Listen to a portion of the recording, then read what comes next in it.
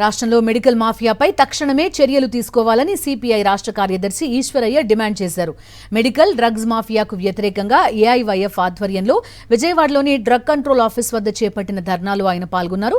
Medical mafia మాటున drug control అధికారుల నెలవారీ మామూళ్ల దందా సాగుతోందని ఆరోపించారు.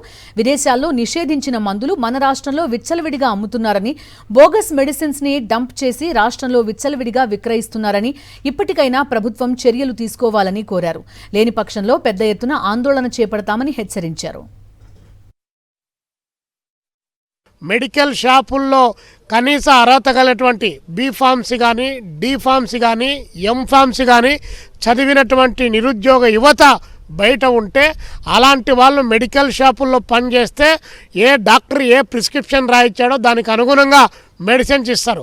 అలా కాకుండా ఒక్కొక్క మెడికల్ షాపులో 2 రకాల సర్టిఫికెట్ పెట్టి ప్రజలను ఒకవైపున మోసం చేస్తూ అర్హత లేనటువంటి వాళ్ళు మెడికల్ షాపుల్లో పనిచేస్తున్నటువంటిది ఈ రాష్ట్రంలో పెద్ద ఎత్తున కొనసాగుతుంది.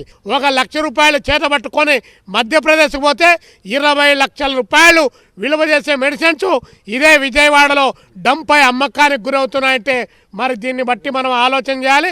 కాబట్టి రాష్ట్ర ప్రభుత్వం అదేవిధంగా మెడికల్ అండ్ డ్రగ్స్ అధికారులు తక్షణం దీనిపైన చర్యలు తీసుకోవాలని మేము సిపిఐగా ఏ వైపుగా డిమాండ్ చేస్తున్నాం.